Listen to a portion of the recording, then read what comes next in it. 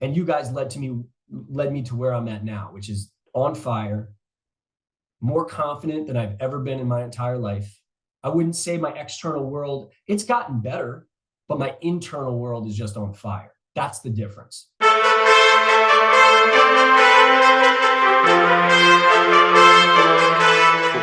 Welcome again to the Prime Mover Podcast, where we ignite the engine of your success in faith, family, finance, and fitness. Join us as we explore the power of being a prime mover in both your professional and personal life. Hey, everybody, welcome to another episode of Prime Mover Podcast, where we ignite the engine of your success using faith, family, finance, and fitness. And today I'm super stoked. I got a man of God on the podcast. I got a great guest. Been rolling with this dude for probably close to 2 years in total, 18 months at least. We met in Frisco, Texas at an organization called Man Academy, led by Steve Weatherford, a close friend of both of ours, a mentor, a sensei for a long time. And so I think highly of this guy. He's an intellect. He's a savant, and he's eager to learn and always ask the right questions. So maybe I'll get the interview today. But without further ado, Ryan Olito, welcome to the Prime Mover Podcast.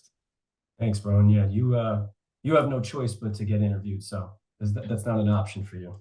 Hey, that's right.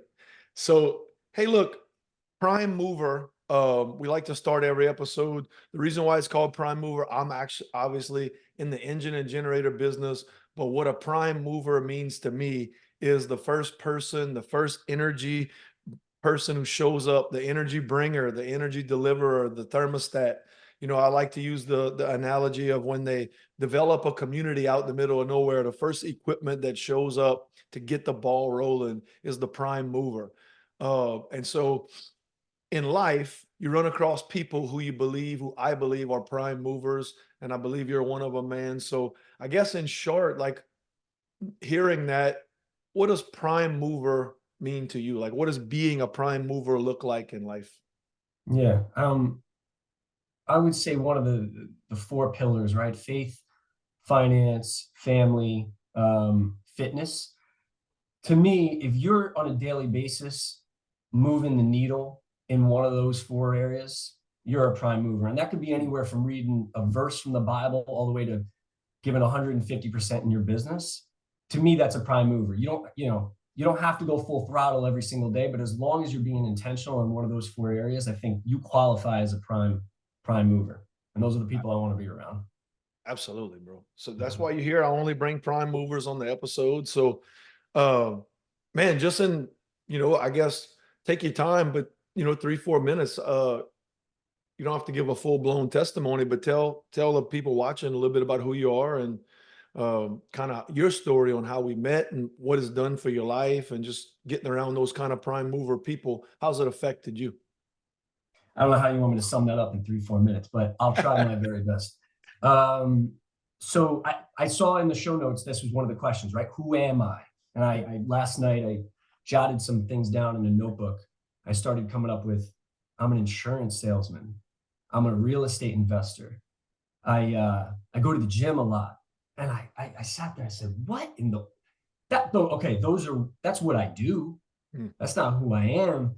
And it was an aha moment for me. I said, I had never really asked myself the question, who am I? So I sat there and I prayed about it for a couple minutes. And what came to mind was so profound to me. Student of life is what came to my mind. I said, what in the, okay, so let's unpack that. What does that mean? I come from, like most guys in Man Academy, broken household. Parents got divorced at a young age, abuse, the list goes on and on. Not the worst situation in the world, but it wasn't ideal. So naturally, when I was younger, I built up these questions about life. What is marriage? Do I want to get married? What does it mean to be a good parent? Do I want to be a parent? What is religion? What are finances? What is money? All these different things built up inside me. The problem was I didn't have a man like you, a masculine energy, a mentor around me to guide me. Most people don't. Most men don't. I didn't. So I suppressed. I had all these questions built up, no answers, nobody to ask them to.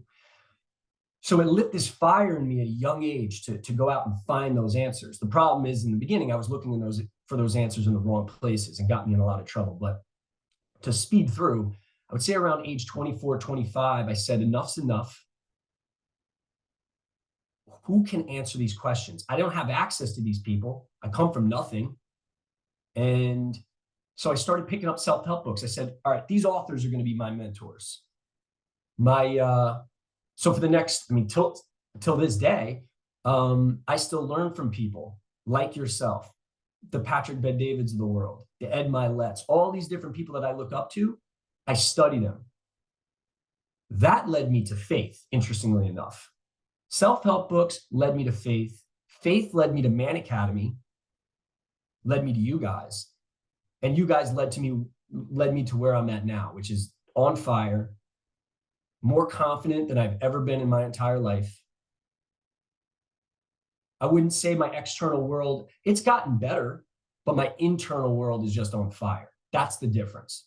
The external seems to be more on fire than it was 5 years ago, but I am in such a different place. I see the world in a different place. So it's interesting how God works.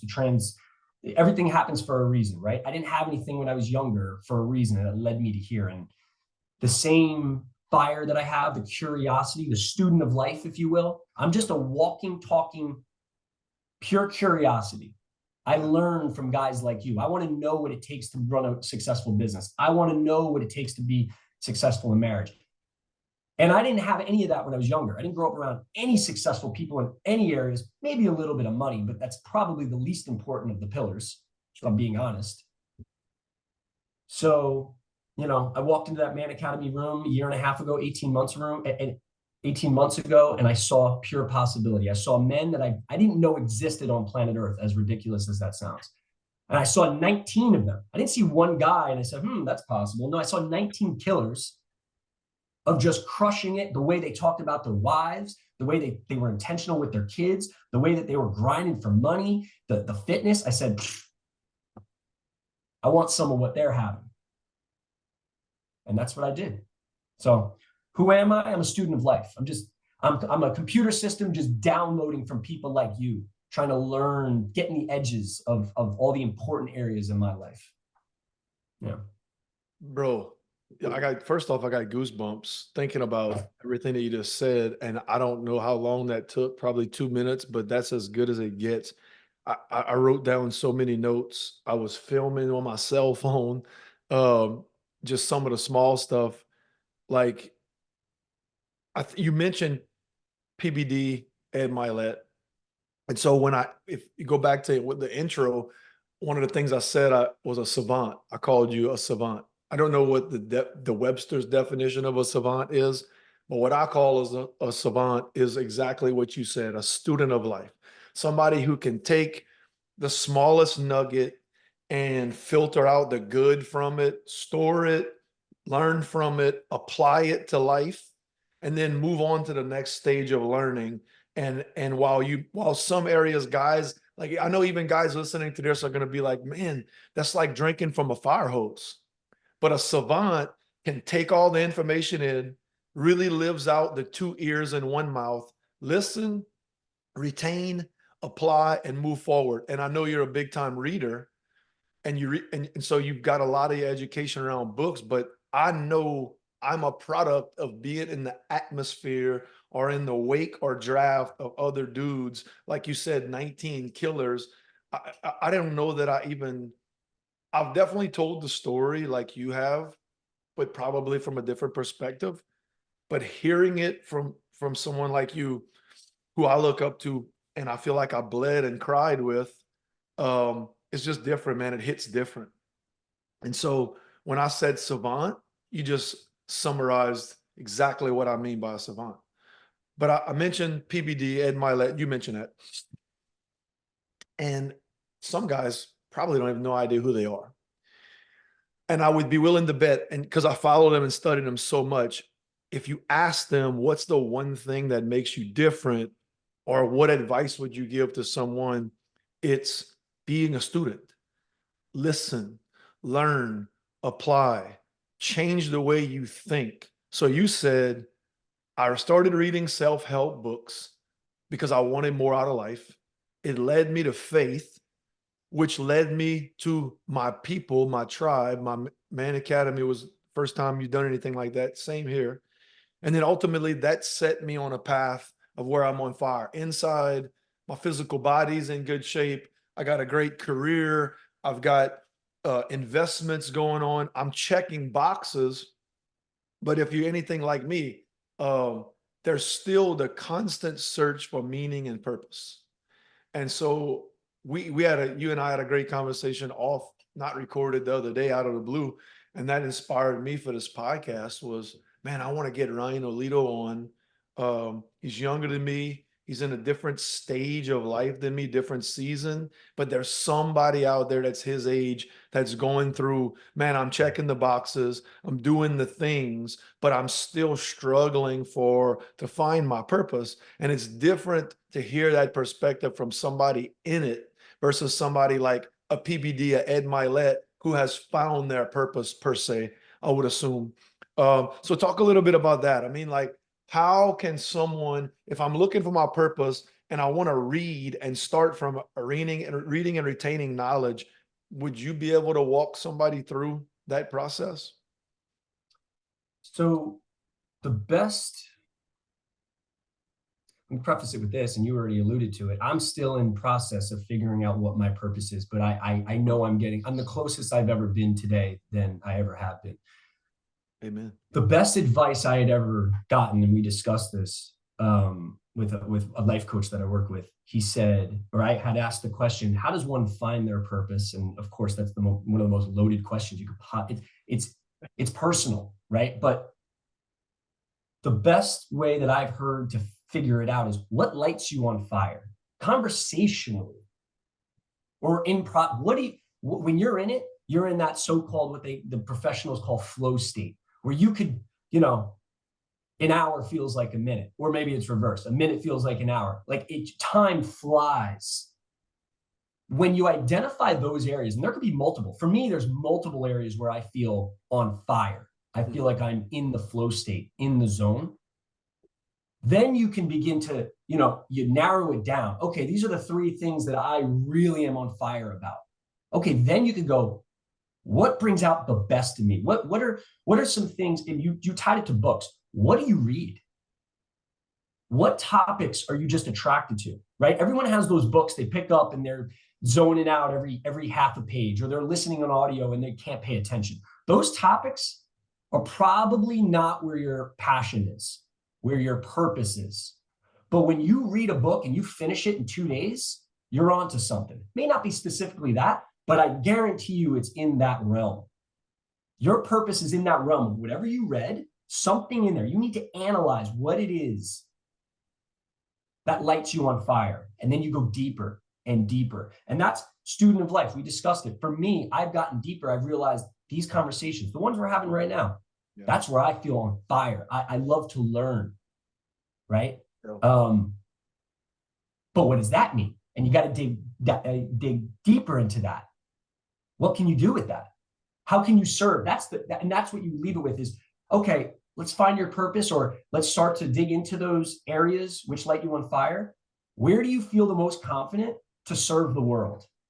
I think that's where we'll tell you, that's where you should start focusing your time. And then do little things on a daily basis that feed that. And you'll know pretty quickly, I would assume, whether that is your purpose. If it comes more of a job, if you're doing little things daily, right? And it little wear and tear, and you're not as on fire as when you first started, maybe pivot, right? You've talked about pivot on this podcast. You pivot. Try one of the other categories that you've identified as you're on fire. See if that works. It's all trial and error. You got to take action, and eventually it'll come to you. Hope that made sense. No, definitely. I mean, I know that serves somebody, because there's a reason. There's a reason why, like what I heard you say was your inputs determine your outputs. And so when you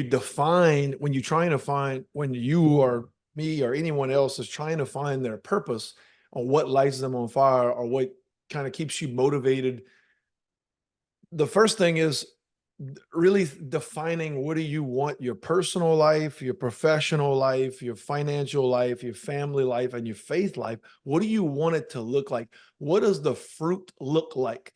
Every one of us has a picture in our mind of what we want our ideal life to look like. Well, if you know what it looks like and you don't know what it takes, that is going to require specific outputs in your life, whether it be maybe I need to join a men's group, or maybe I need to get involved in a gym, or maybe I should start with balancing a budget, or maybe I need to sow into um, relationship with God versus religion. I'm thinking about all those four pillars, but I know what I want it to look like. I know that I need to do these things, but how do I get there? Inputs. What are you putting into your mind? What are you putting into your ear? What are you investing your time in? Because I can promise you, if you're a guy and you are working a 9 to 5 in the world we live, bro, this podcast is it's for men. Don't get me wrong. There are women out there that are freaking killers, prime movers, and maybe they're listening, but I'm speaking to the guy who's 30, 35, 40, married, no kids, single, trying to figure it out, married with 2 kids, working a 9 to 5. And you come home in the afternoon and it's like you go through the same routine. You watch football, you maybe pop open a beer, you got your kids playing out in the yard and you thinking about, man, maybe I should go out there and play with my kids, but they're just being kids. And then maybe your wife's in the kitchen preparing dinner and you're trying to figure it out. And you know that there's more, so you want more. Well, hey, what are you putting into your mind? What are you allowing to shape the way you think? I did a TikTok about this, the cheat codes to a better life, to living on purpose. Get the music, get the secular, nothing wrong with, I love music. Get the secular music out of your life. Start listening to some self-help podcasts, audiobooks. You'll start to find a little meaning in that. Start reading, studying, be a savant. Look at people around you. Say, hey, here's a picture of what my life wants to be. Maybe it's not Patrick Bet-David. Maybe it's a friend, a pastor, a leader, your boss, whatever. And you just start to model those steps.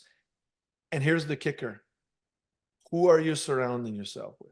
Who's in your inner circle? Who's in your ear? Is it people that are lifting you up? Is it people that are challenging you? Is it people that are going to push you or give you a picture of possibility? So you got to have a plan. It starts with, what do you take into your mind? What goes into your ear? You got to have people in your life that are going to lift you up, give you a picture of possibility, and also call you out on your BS. Man, that changed me. As a leader in business, I was always the guy at the tip of the spear. So I didn't have very many people in my life who would call me out from a grace and truth standpoint. So when you get the right alignments in your life, it doesn't mean that it's always going to feel good, but it's going to point you in the direction of where you're trying to go. At least you have a mission, vision, while trying to find your purpose. I talk about it in that order all the time. You got to have a vision. You got to know what you want your life to look like, where you want to go. You got to take that vision and create a mission to attack it. Here's what I'm going to do. I'm going to get up at 5 a.m. I'm going to get in the Word of God. I'm going to get in the gym. I'm going to only eat meal prep food. I'm going to make sure I pray, kiss my wife on the way out of the door, give my kids a word. I'm going to go to work. I'm not going to get distracted and get caught up in social media, blah, blah, blah. That's a mission. And then your purpose is the hardest thing to find, because it comes from when you get unlocked, you get activated. The Holy Spirit comes in your life through relationships, which is where I hear the word of God. A lot of people hear audible voices. I hear God talking to me through people like Ryan Olito, Jeff Jensen, Tommy McAllister, because those guys speak the truth to me, whether it's good, bad, or indifferent. Alignments are important. So what I unpacked from the first thing you said was, figure out what lights you on fire, what gets you in a flow state And how you begin to do that is realize that your inputs are going to determine your outputs. So let's talk about alignments, like relationships. I know one of our close friends, John Marchese, lives not far from you. I can't wait to have him on. I'm sure he's rocked somebody's world with his living testimony. But I just want to talk a little bit about how you view alignments, whether by proximity or whatever the case may be. All right. Just you were breaking up just there. I know you can froze up. edit this. Can you hear me?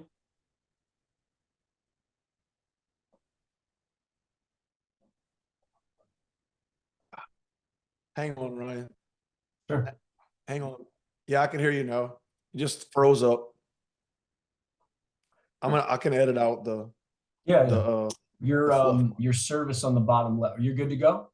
You can hear me? I'm good to go. Yeah. All right, let's get it. No, this is gold right here. That was gold, what you just said. And two things I want to comment on. For these people that are listening, mid-30s, talking about alignments. It's so wild to me. That is the common denominator. That is the toughest thing for people to overcome. And I empathize. And it takes a little bit of ruthlessness. And people, for example, guys my age, I talk to them about alignments. Who's in your inner circle?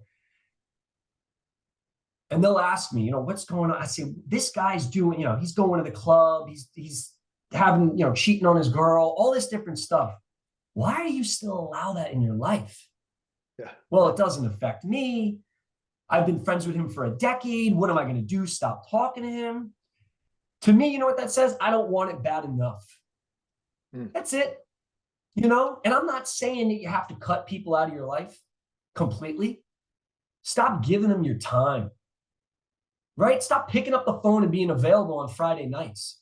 There's ways to do it. You don't have to be that ruthless where it's, no, you're not my friend anymore.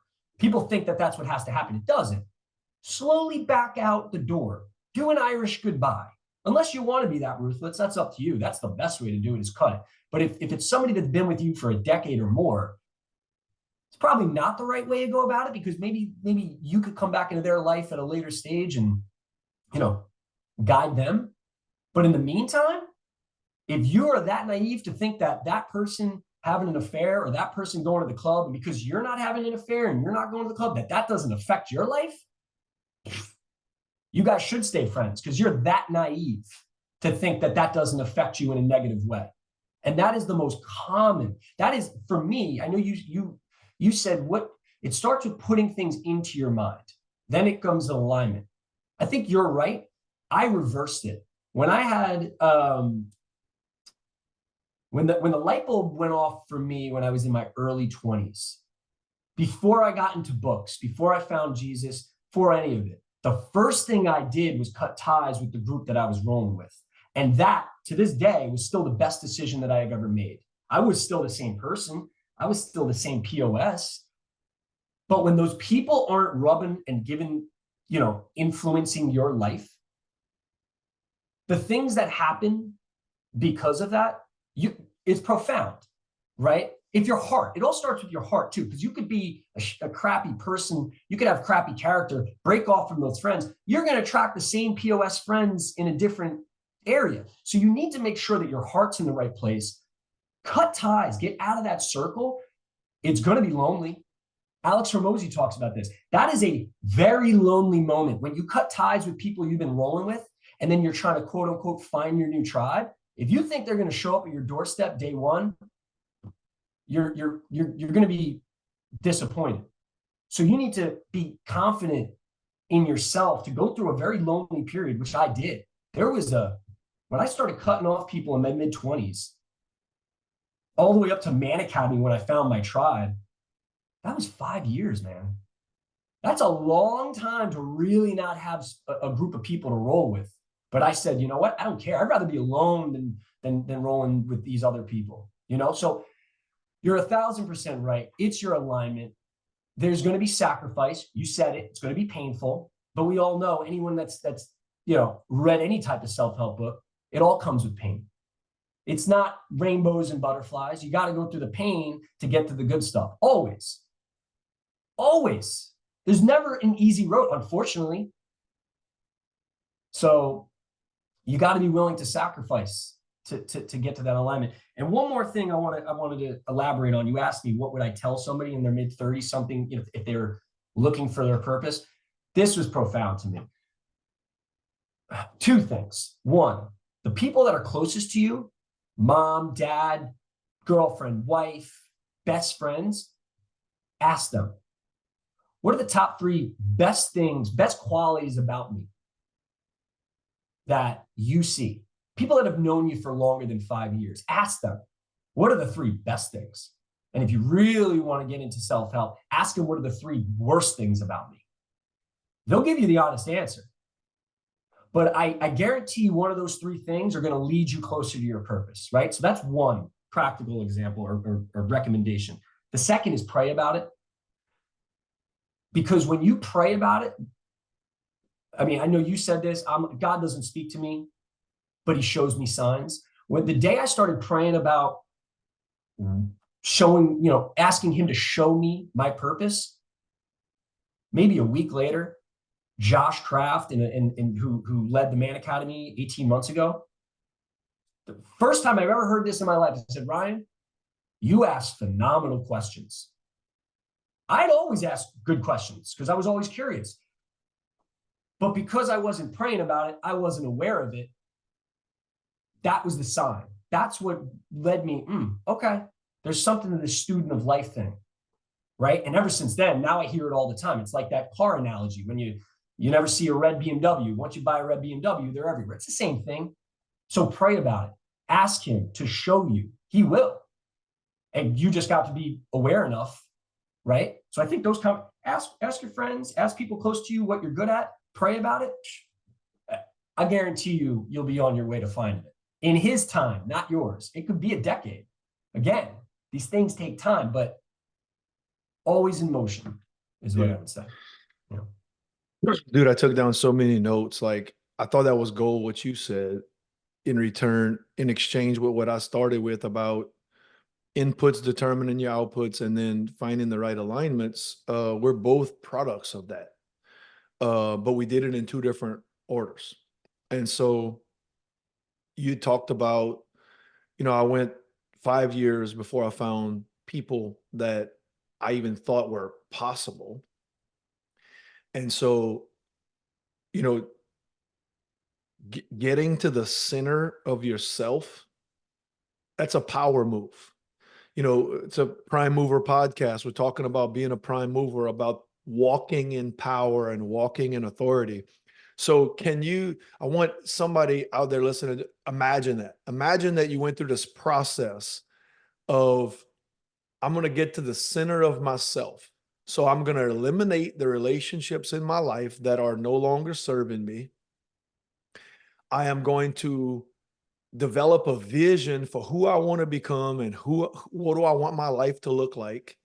And then I'm going to get on freaking mission.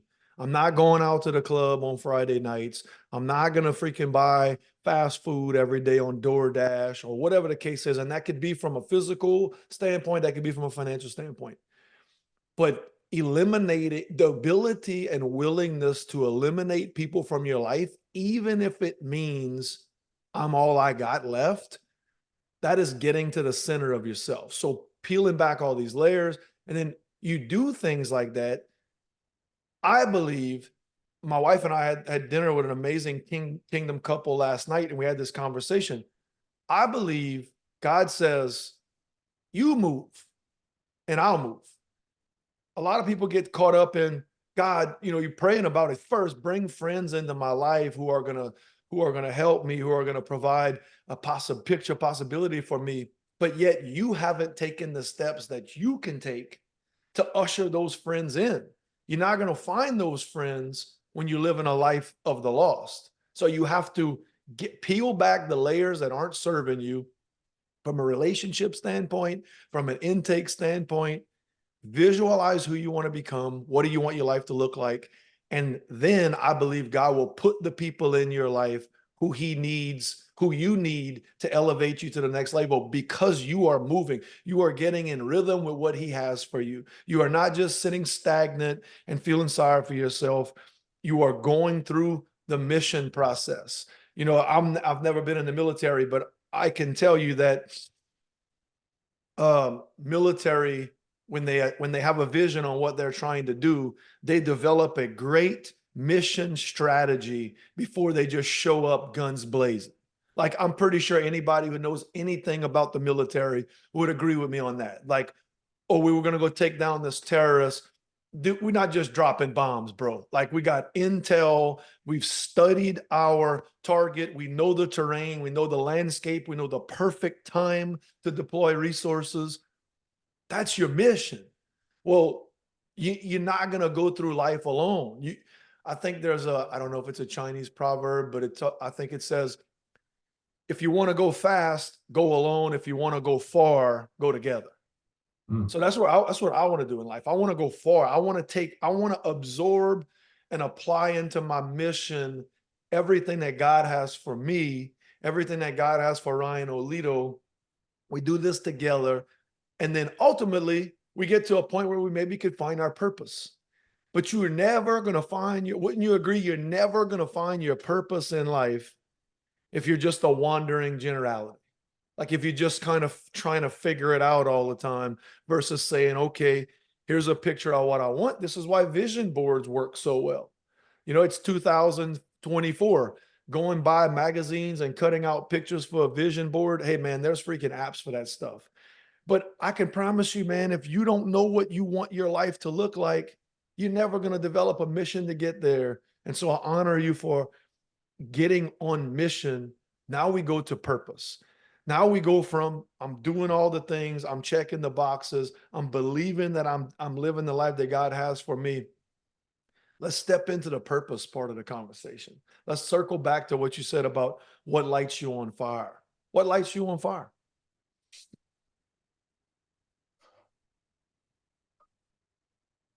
Having conversations with people that I admire. I guess you could reverse engineer that whole thing and figure out what's important to me. And ironically, it's the same as you: faith, family, finances, fitness. What lights me on fire is finding the prime movers that are experts in those areas, right? If I want to learn from an expert in business, I'm going to Travis. If I want to learn how to have the best marriage possible, I'm going to Tommy. If I want to have the best fitness, I'm going to Steve Weatherford, right? And the list goes on and on. Faith, probably Bradley Peck, if I had to pick one. But finding those people, and it's not just one person, but it's finding those people that are experts in those fields that mean a lot to me. And here's the kicker: most prime movers, those are the pillars, right? I don't know what the percentage is, but I guarantee you it's astronomically high that those 4 pillars are the main foundations in most high-level performers' lives. So I'm speaking about me personally, but I also think I'm speaking for a mass amount of people. What lights me on fire is finding people that are just excelling at a level above the norm. People ask me all the time, like, what's your favorite sports? Who's your favorite teams? And I have childhood teams. I have favorite sports. Mine are individuals. I just want to see greatness. I'm a Jet fan. Tom Brady has tortured me since I was a little kid. I love Tom Brady. I love him because he's just, everything he do, it's just greatness. I study people like that. I want to see the common denominator. I want to watch Tiger Woods, Tom Brady, Michael Jordan, all these guys. I want to see, what do they do on a daily basis that make them so great? Because here's the thing, it translates into all the other areas, right? That's just sports. That's just one, pun intended, arena. But Patrick Bet-David, you mentioned it before. What I guarantee you, it's similar. Not guarantee, I know for a fact what they do and what the sports guys do and all the people that are great at what they do. That's the common. There's common trends. My internet just kind of. Yeah, Hang on a second. You still with me? Yep, I'm here. Okay. Yeah, my internet kind of Okay. blipped out for a second. No, dude, that was amazing. I want to. Where I did want we to. cut off? No, I heard. I heard everything you said. The last couple of things we were talking about being around greatness, and so I'm a sports fan, but it doesn't rule my life. I know. I know. I know.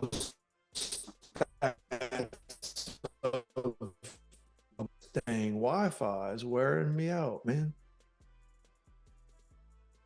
So one thing I'll say as we kind of start to wrap up is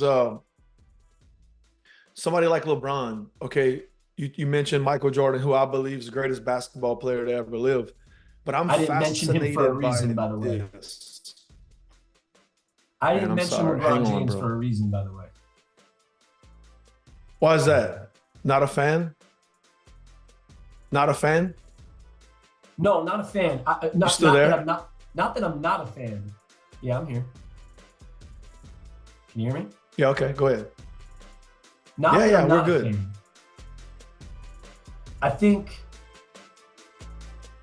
I think he's more talent than hard work, and pure natural talent than hard work. Where I think Michael Jordan, Tom Brady, Tiger Woods, they had they had natural talent, but they put in more of the hard work. I think I